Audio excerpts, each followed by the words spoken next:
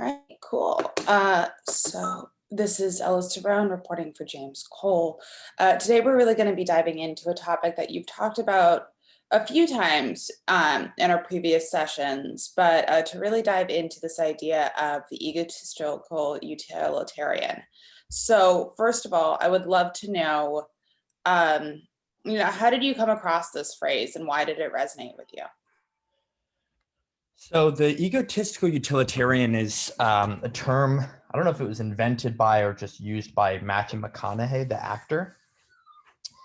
And when I was driving down to where I am now, which is sort of, as I've described before, my bottleneck, where I'm really focusing and other than my screaming dog, really trying to be locked in on my sacrifice. I listened to Matthew McConaughey's first a podcast with Tim Ferriss and then his book on my drive down here. And he talks a lot about the egotistical utilitarian as someone who is incredibly focused on themselves to then be in service of others. And I want to unpack that a bit, but I guess just on its face, the idea is that usually if you're egotistical, you don't care about other people. And usually if you're utilitarian, you very much care about other people. And so I like this idea of self-focus to then give back, because it ties into a lot of what we've talked about focusing in on your strengths and on your sacrifice in service of then helping others. You mentioned that you wanted to unpack it a little bit. Shall we do that? Yeah, well, just one story. I worked in big advertising for 4 years, and other than learning how to be an adult and like roughly how marketing works, which I learned within my first 3 to 6 months, I didn't really learn a whole lot. It was very repetitive, big projects for big corporates that were pretty soulless. But the one thing that Young and Rubicam, which is now, I think I'm gonna take this again just in case we want to use it. So the quick story is I worked in big advertising for 4 years. I worked at a big company called Young and Rubicam, and I learned a lot my first 6 months or a year about how to be an adult, how to work in advertising. But then I felt that it was very cyclical. It was like the same print campaigns for the same, Campbell's Soup, the same huge corporate companies, and it was pretty mindless. But the one thing that Y&R taught that I thought was really interesting was this idea of brand tension. And basically they had a huge study. They got 10,000 people a year, and they asked them about hundreds or even thousands of brands. So they'd interview them one at a time, and they'd say, on a scale of approachable to elitist, where would you put Nike, for example? And they'd ask a whole bunch of other questions. On a scale of raggedy to stylish, where would you put Nike? And so on, and many spectrum like that. And then they'd plot Nike, and they'd plot Adidas, and they'd plot Puma, in addition to hundreds and hundreds and hundreds of other brands. And so what you'd see is that brands that were in industries with each other tended to be clustered in the same little area. So Walmart and Kmart and Target were all clustered around being approachable, being bargain, being value, being down to earth, being utilitarian. And Target was one of Y&R's clients. And the challenge was Walmart was and is the market leader, and then Kmart was number 2 and Target was number 3. So how can Target start to win some mind share from consumers? And the thesis that Y&R had is that if they adopted some of the words on the other side of the spectrums, on the other side of the circle, that they could slingshot their way away. They could pull themselves away from commoditization. So they encouraged Target to really start adopting words like, elitist, stylish, fashionable, things like that. And so Target had this tension of cheap, but also chic, by working with amazing designers and making their cheapest line of clothing ever. And they started doing that with many brands. Land Rover is all about being a 4x4 rugged vehicle, but then it's driven by suburban housewives. Or Batman is in the newest versions, very dark, but he's also a hero. Or Marilyn Monroe is known for being sort of the poster child of seduction. Um, and yet she left her entire estate to her therapist and was actually quite innocent, and damaged too. So this idea of whether it's a person or a brand having elements of your personality that seem in tension with one another actually makes you textured and interesting. And so egotistical utilitarian is this tension. Those two words shouldn't exist together. And yet when they do, it's a really interesting person. It's someone who is very self-focused, but so badly wants to help other people. And that's who Matthew McConaughey aspires to be, and I do as well. Were you surprised in any way that this information was coming from McConaughey, or were you surprised to pick up his book? What did you think about his book? By the time he talked about egotistical utilitarian, I wasn't surprised because the whole book and the podcast that led me to read the book's called Green Light, almost reads like poetry. I mean, he's a real philosopher of sorts. Like he has a lot of thoughts about the world and he's thought very deeply about things. He wrote this book in isolation. He spent like 3 months, only part of the time with electricity, like just sort of like I'm doing, right? Like really focusing. He has some really interesting stories from his career. Like he was, people that are our age think of him as sort of the shirtless rom-com guy, but um, he really wanted drama roles and he wasn't getting them because he was just seen as the rom-com guy. And so he basically just told his agent that it was a permanent no until something more interesting came in. And a month went by and 2 months went by and he got offers and offers. And sometimes the offers would come back 6 million. Okay, we'll do 8. Okay, we'll do 10. Okay, we'll do 14. Okay, we'll do 16. They'd double or triple the offer and he'd still say no. And he'd still say no. And he'd still say no. And this lasted for almost 2 years where he didn't work. And it was really hard for him. And then he started getting really interesting roles like Dallas Buyers Club and Mud and like, roles that he's won Academy Awards for and have been some of the seminal works of his career because he wasn't feeling connected to the sort of vapid work that he was doing.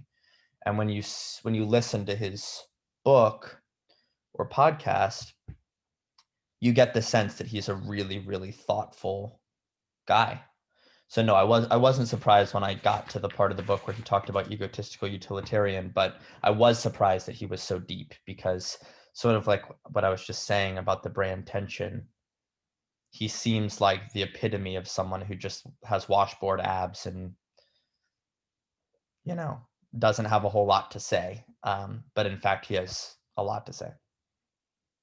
The fact that his ideas and just sort of, like you said, philosophy really came across you at this pivotal time where there are some very obvious parallels between his isolation and your isolation.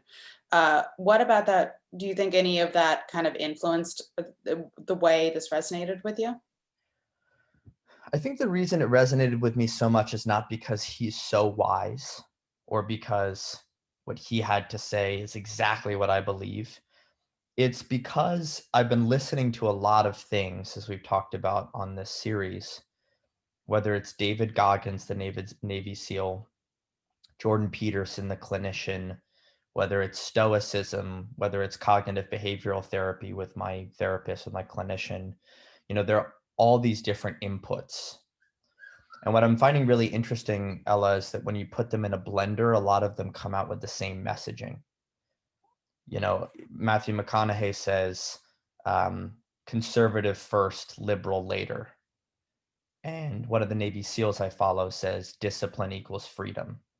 And like, that's the same idea, be disciplined now to be free later. And Jordan Peterson talks about that, choosing your sacrifice to then unlock yourself.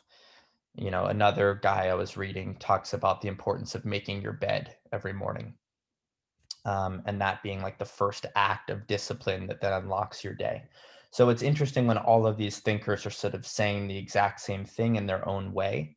And it's all of a sudden, and I'm experiencing it. I think that's another important part of it, is that It's not just hearing it from 6 different people who you respect, but it's also that it's like, oh yeah, that's something that I'm experiencing in my life right now. So not only do I feel it, but I'm also hearing it. Not only am I hearing it, but I'm hearing it 6 times over from 6 totally different people who don't know each other and have had completely different lives, completely different backgrounds, and they've all come to some truth independently.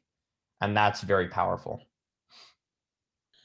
A lot of people tend to only focus on one half of this duality at a time. Either they're very egotistical, or they're very utilitarian. And I'm just curious, in your own experience, in your own life, have there been moments in which you were focused on one or the other? And what did that, kind of create in your life, whether your work or your personal life? I think it is really hard to do both, to be focused on yourself and focused on others simultaneously. And I've had moments where I've gone way too far in one direction or the other. I think most people meet me and they think that I would skew more egotistical than utilitarian, but I actually skew more utilitarian, and it's not because I'm Mother Teresa or I think I'm a good person. It's actually out of deep insecurity, um, just wanting other people to like me and to people please. So I'll steer pretty hard towards trying to make other people happy.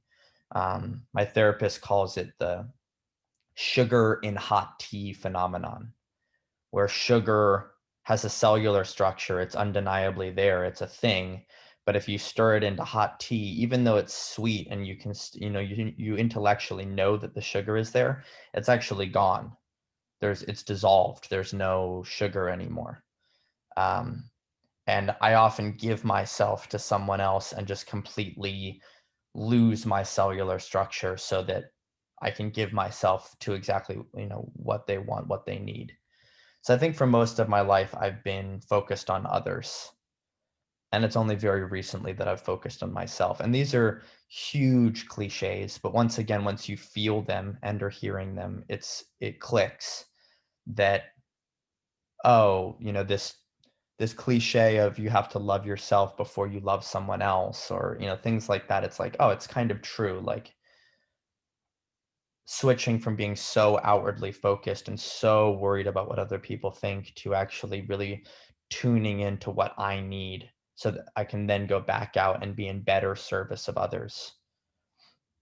I think a really important distinction, Ella, that I was talking to my cousin about that I think is very true is it's actually quite easy to be liked. I think we touched on this briefly in this series, but I listened to a master class, which were pretty cool, of an FBI negotiator. And he talked about a lot of the tactics they use while negotiating, one of which is mirroring, where you just repeat the last 3 or 4 words that the other person said. So they say, I just went skiing this weekend. Oh, you went skiing this weekend? Yeah, it was really nice. Went with the whole family and, it was bluebird skies the whole time and the snow was great. The snow was great? Yeah, like it had snowed the night before, so there was fresh powder. You can keep someone going like that for an hour before you've actually even said anything yourself. You've just repeated what they've said. And that's the easiest way to get someone to like you is just to whether it's repeating what they say literally or just mirroring what they want. And if you're good at reading people, you can get very good at just sort of knowing what other people want to hear or how they want you to act, and then turning into that, and they'll like you. It's much harder to be respected, to actually stand for something, to actually say something, and then in turn have some people dislike you because of it, because you put a flag in the ground, and some people like you because of it. But they don't just like you because you've mirrored them. They like you because they respect you. So I think I spent a lot of time trying to get people to like me. And I actually now really could care less if people liked me. And my goal is to work on myself and to say something worth saying enough that some people respect me, knowing that some won't like me.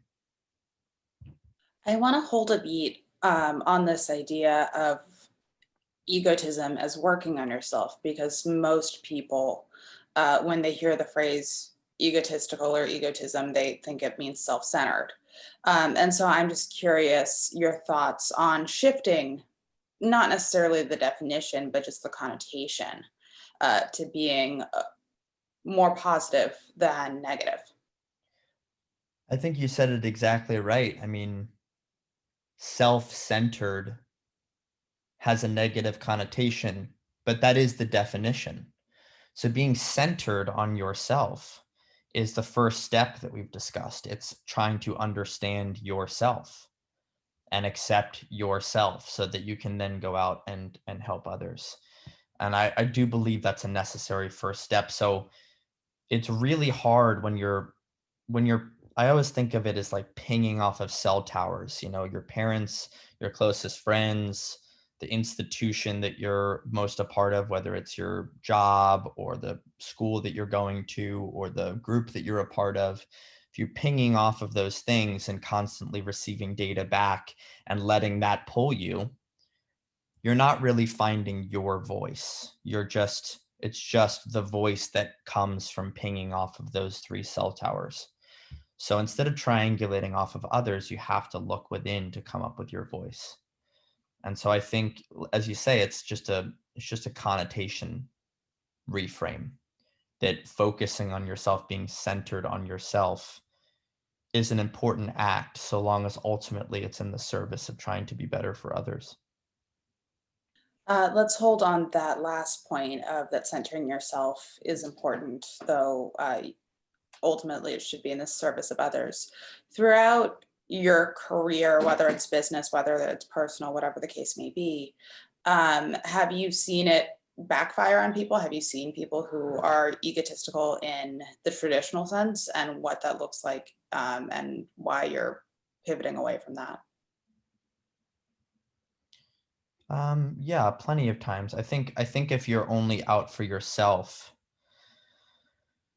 there's this political theory that people know about for the most part called the tragedy of the commons. And I don't know why. I guess I do know why. When I worked at Young and Rubicam, I worked right on the edge of Central Park, and when I took breaks in the middle of the day, I'd walk around Sheep's Meadow, which is a big green sort of park right in the middle of Central Park. And I always think of it that way because there'd sometimes be trash on the ground or whatever. And the tragedy of the commons is just this idea that there's this shared resource. There's this big, beautiful park that everyone gets benefit from. It's beautiful. It's a great place to play frisbee or sit in the sun or talk to someone you care about. And yet it trends towards entropy, which is to say everyone has the subtle instinct to take from it and not give to it. Everyone has a subtle instinct to litter and not clean up. And so it just slowly will degrade and get worse and worse and worse because no one has complete control of it and everyone has partial ownership of it. And so no one takes care of it, which is why you need like a park service or like some entity that is in charge. Um, so how does that relate to what we were saying?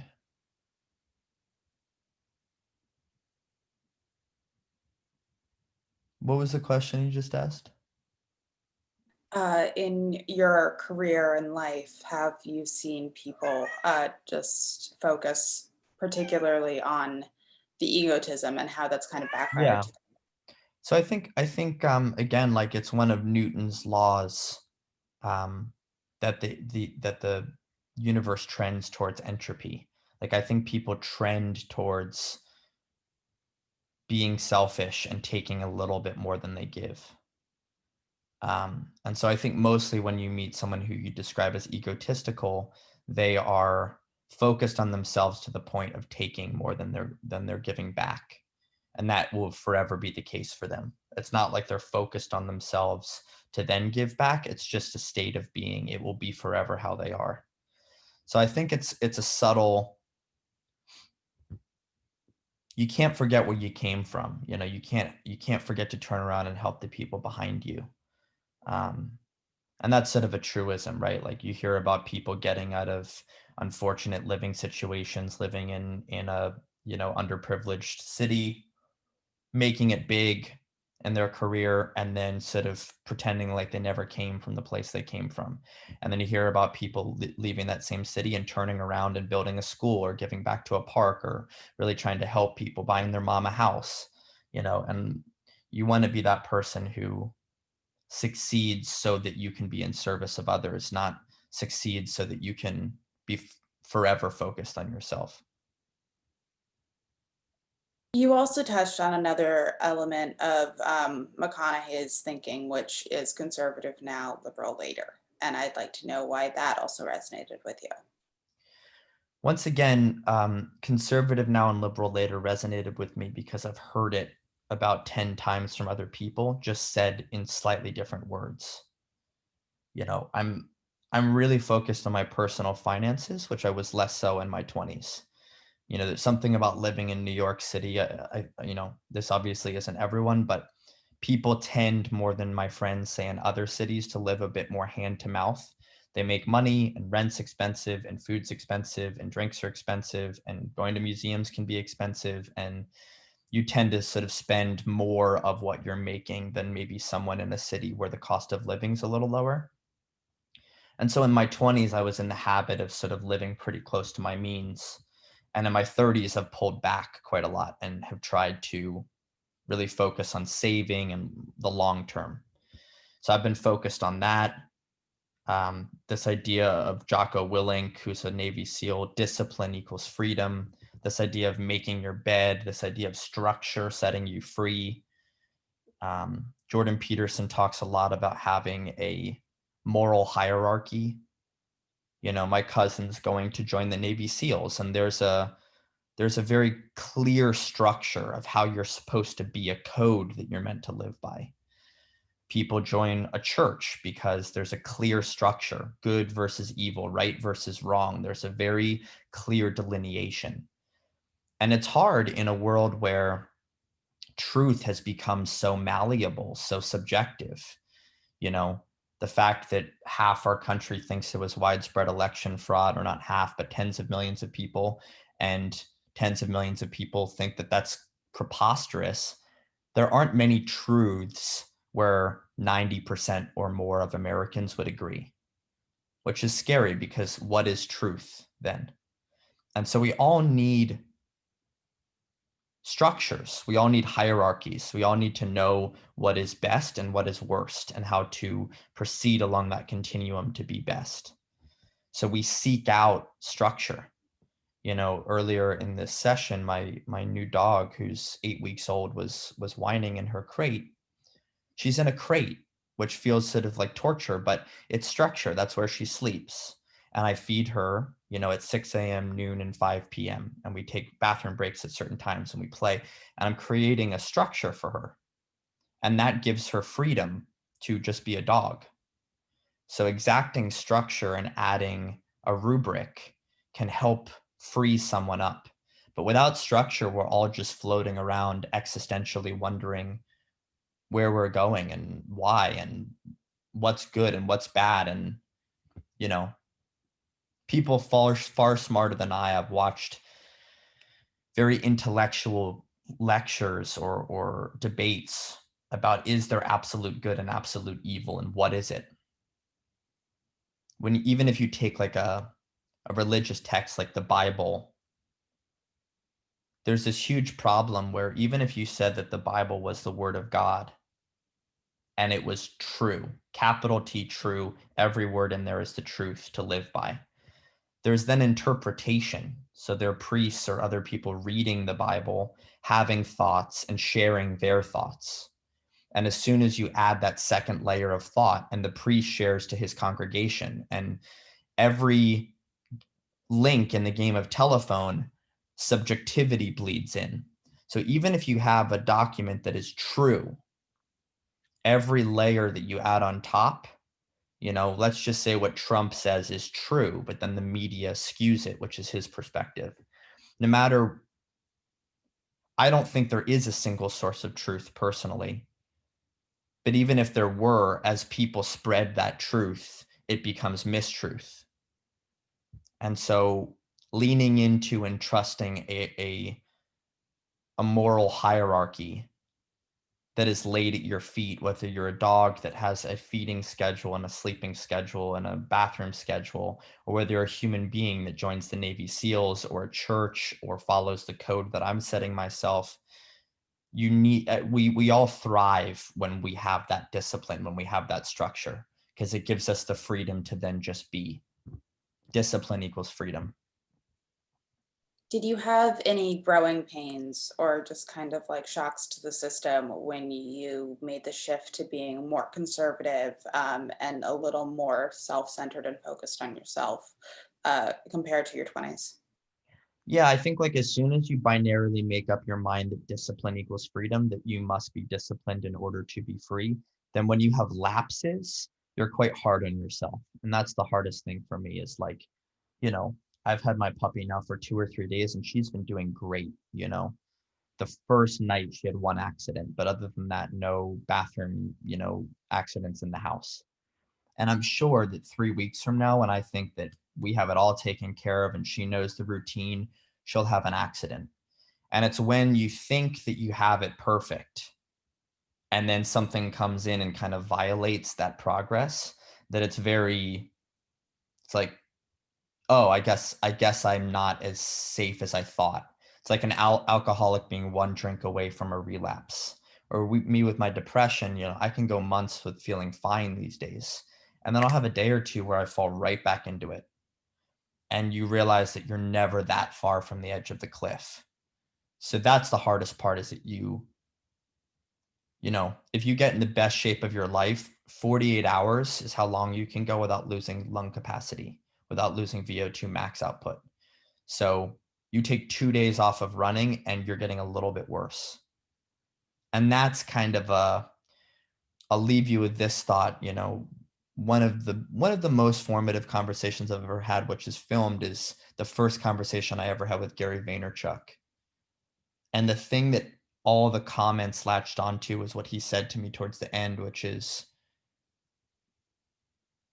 the hardest day for me was when I shut the door and realized that it was the rest of my life and that you can never get off the hamster wheel. So if you commit to a code and a way of being, it's not like getting in great shape for 3 weeks means you'll be in great shape forever, or that training your dog really well for 3 weeks means that it will be perfect forever. Entropy happens, like things degrade. And so there's constant upkeep and adherence to the code that's needed, and you can never stop. And that can be a bit overwhelming when you realize that. Is there anything else about the egotistical utilitarian that we didn't cover that you would want people to know? Nope. All right, that takes us to time. Thank you so much. Yeah. And just a little bit of housekeeping.